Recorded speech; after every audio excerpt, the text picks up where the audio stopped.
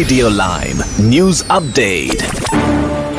നമസ്കാരം, live news അപ്ഡേറ്റ്സിലേക്ക് സ്വാഗതം. വാർത്തകളുമായി ഞാൻ നിബിൻ. യൂറോപ്പിൽ ആദ്യമായി ഇമ്മ്യൂണോതെറാപ്പി ഇഞ്ചക്ഷനുമായി NHS. ശ്വാസകോശ, കുടൽ, ഉദര ക്യാൻസറുകൾക്കുൾപ്പെടെ 15 തരം രോഗങ്ങൾക്കെതിരെ ഇംഗ്ലണ്ടിലെ NHSൽ ചികിത്സ ഈസിയാക്കുന്നതാണ് 5 മിനിറ്റുള്ള ഇഞ്ചക്ഷൻ ചികിത്സ. ഇംഗ്ലണ്ടിൽ അതിവേഗത്തിൽ ലഭ്യമാക്കുന്ന ഇഞ്ചക്ഷനിലൂടെ പ്രതിവർഷം 15,000 വരെ ക്യാൻസർ രോഗികൾക്ക് ചികിത്സ ലഭ്യമാക്കുമെന്ന് NHS വ്യക്തമാക്കുന്നു. ഇമ്മ്യൂണോതെറാപ്പി മരുന്നായിട്ടുള്ള നിവോലുമാബ് ഇഞ്ചക്ഷൻ രൂപത്തിൽ ലഭ്യമാക്കുന്ന യൂറോപ്പിലെ ആദ്യത്തെ ഹെൽത്ത് സർവീസായി ഇതോടെ NHS മാറും. 3 മുതൽ 5 മിനിറ്റ് വരെ എടുത്താണ് ഇഞ്ചക്ഷൻ നൽകുവാൻ സാധിക്കുക. ശ്വാസകോശം, കുടൽ, കിഡ്നി, ബ്ലാഡർ, അന്നനാളം, തല, കഴുത്ത് എന്നിവിടങ്ങളിലേക്ക് ഉൾപ്പെടെ 15 വ്യത്യസ്ത ക്യാൻസറുകൾക്ക് ഈ ചികിത്സ ഫലപ്രദമാകുമെന്നാണ് കരുതുന്നത്. ഇംഗ്ലണ്ടിൽ രോഗികൾക്ക് സമയത്ത് ചികിത്സ ലഭിക്കുന്നില്ലെന്ന പരാതി നിലനിൽക്കവേ രോഗിയുടെ ഫയലിൽ തെറ്റുകളും കടന്നുവരുന്നതായി റിപ്പോർട്ട്. ഇംഗ്ലണ്ടിലെ 4 രോഗികളുടെയും മെഡിക്കൽ രേഖകളിൽ തെറ്റുകൾ കടന്നുകൂടുന്നുവെന്നാണ് ഞെട്ടിക്കുന്ന കണ്ടെത്തൽ. രോഗം, ഉപയോഗിക്കുന്ന മരുന്നുകൾ, നൽകിയിട്ടുള്ള ചികിത്സകൾ എന്നിവ സംബന്ധിച്ച് സുപ്രധാന വിവരങ്ങളിലാണ് പിശകുകൾ കടന്നുകൂടുന്നത്. ഈ മണ്ടത്തരങ്ങൾ മൂലം രോഗികൾക്ക് ഡയഗ്നോസിസ് ടെസ്റ്റുകളും ചികിത്സകളും നിഷേധിക്കപ്പെടുകയോ പരിചരണം ലഭ്യമാകാതെ പോവുകയോ ആവശ്യമില്ലാത്ത മരുന്നുകൾ നൽകപ്പെടുകയോ ചെയ്യുന്നുവെന്നും NHS വാച്ച്ഡോഗ് നടത്തിയ അന്വേഷണത്തിൽ വ്യക്തമാക്കി. വിമാനയാത്രയിൽ ബ്രിട്ടീഷുകാർ സ്ഥിരമായി ഉപയോഗിക്കുന്ന പല സാധനങ്ങളും ലഗേജിൽ ഉൾപ്പെടുത്തുമോ എന്ന് പരിശോധിക്കേണ്ടതുണ്ടെന്ന് civil aviation authority. Portable charger ഉൾപ്പെടെ കൊണ്ടുവരരുതെന്ന് നിർദ്ദേശം നൽകിയിരിക്കുകയാണ്. ക്വാളിറ്റി കുറഞ്ഞതും കേടായതുമായ ലിഥിയം ബാറ്ററികൾ നിരോധിക്കപ്പെട്ടവയുടെ പട്ടികയിലുണ്ട്. ഇത്തരം സാധനങ്ങൾ ചൂടാക്കുകയും തീപിടിക്കുകയും ചെയ്യുവാനുള്ള സാധ്യതകൾ വളരെ കൂടുതലാണ്. അത് യാത്രക്കാരുടെ സുരക്ഷയെ തന്നെ ബാധിക്കുമെന്നും CAA മുന്നറിയിപ്പിൽ പറയുന്നു. പോർട്ടബിൾ ബാറ്ററിയിൽ നിന്ന് ജനുവരിയിൽ തീപിടിച്ച സംഭവം റിപ്പോർട്ട് ചെയ്തിരിക്കവെയാണ് ഇത്തരമൊരു പുതിയ തീരുമാനം സിവിൽ ഏവിയേഷൻ അതോറിറ്റി കൊണ്ടുവന്നിരിക്കുന്നത്.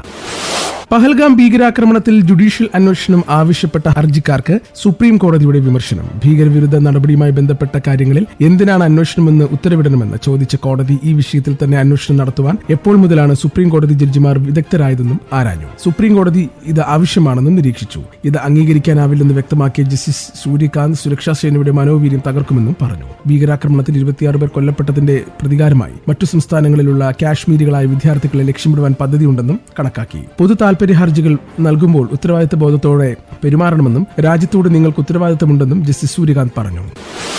മാനവികതയ്ക്കെതിരെ പ്രവണതകളിൽ നിന്നും യുവതലമുറയെ നാം സംരക്ഷിക്കേണ്ടതുണ്ടെന്ന് പ്രധാനമന്ത്രി നരേന്ദ്രമോദി. മുംബൈയിൽ നടന്ന world audio visual and entertainment summit 2025 ഉച്ചകോടി ഉദ്ഘാടനം ചെയ്ത് സംസാരിക്കവെയായിരുന്നു അദ്ദേഹം. ഇന്ത്യയിലുടനീളമുള്ള വിവിധ മേഖലകളിൽ നിന്നുള്ള പ്രമുഖരും കോണ്ടന്റ് ക്രിയേറ്റേഴ്സും പങ്കെടുത്ത സമ്മേളനത്തിൽ ഇന്ത്യൻ നിർമ്മിത ഡിജിറ്റൽ ഉള്ളടക്കത്തെക്കുറിച്ചും രാജ്യത്തെ സാമ്പത്തിക കുതിച്ചുചാട്ടത്തെക്കുറിച്ചും നയിക്കുവാനുള്ള കോണ്ടന്റ് ക്രിയേറ്റർമാരുടെ കഴിവിനെക്കുറിച്ചുമെല്ലാം അദ്ദേഹം സംസാരിച്ചു. ഇന്ത്യയിൽ ഇതാദ്യമായിട്ടാണ് ഇത്തരത്തിലുള്ള ഉച്ചകോടി നടക്കുന്നതെന്നും വേവ്സ് 2025 വേദിയിൽ നരേന്ദ്രമോദി അഭിപ്രായപ്പെട്ടു. 2025 ഉച്ചകോടിയിൽ 42 പ്ലീനറി സെഷനുകൾ, 39 ബ്രേക്ക് ഔട്ട് സെഷനുകൾ, ഇൻഫോർടൈൻമെന്റ് അധിഷ്ഠിത AVGC, XR പരിപാടികൾ, സിനിമകൾ, ഡിജിറ്റൽ മീഡിയ എന്നിവയുൾപ്പെടെ വിവിധ മേഖലകളിലായി 32 മാസ്റ്റർ ക്ലാസുകൾ എന്നിവയും സംഘടിപ്പിച്ചിട്ടുണ്ട്.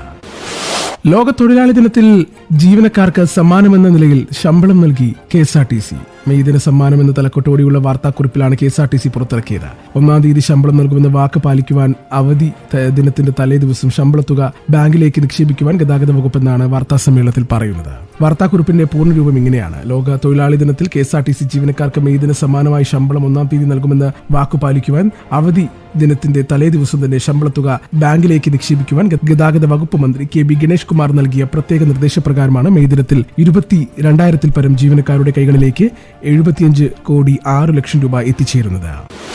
ഇത് കായിക വാർത്തകൾ. സുന്ദരമായ ഗോളുകളും അതിലേറെ അഴകുള്ള കളി നിമിഷങ്ങളുമായി ആരാധകരെ ആവേശക്കുടുമിടിയേറ്റിയ യുവേഫ ചാമ്പ്യൻസ് ലീഗ് സെമിയുടെ ആദ്യപാദത്തിൽ സമനിലയ്ക്ക് കൈകൊടുത്ത് ബാഴ്സലോണയും ഇന്റർ മിലാനും. ആവേശം വാനോളം ഉയർന്ന മത്സരത്തിൽ 3 ഗോൾ വീതം നേടിയാണ് ഇരു ടീമുകളും സമനിലയിൽ പിരിഞ്ഞത്. ആദ്യ മിനിറ്റിലെ ഗോളുകൾ ഉൾപ്പെടെ സ്വന്തം തട്ടകത്തിൽ 2 തവണ പിന്നിലായി പോയ ബാഴ്സലോണ ആദ്യ 2 ഗോളും പിന്നീട് 1 ഗോളും തിരിച്ചടിച്ചാണ് സെൻട്രൽ മിലാനെ തളച്ചത്. 2010-ൽ ഇരു ടീമുകളും സെമി കളിച്ചപ്പോൾ ഇന്റർ മിലാനായിരുന്നു വിജയം.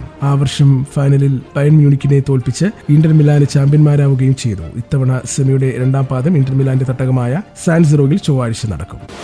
ഇന്നത്തെ പൗണ്ട് വിനിമയ നിരക്ക് 112.82 രൂപ. ഇതോടുകൂടി വാർത്തകൾ കഴിഞ്ഞു. കൂടുതൽ വാർത്തകൾ അടുത്ത ബുള്ളറ്റിൽ.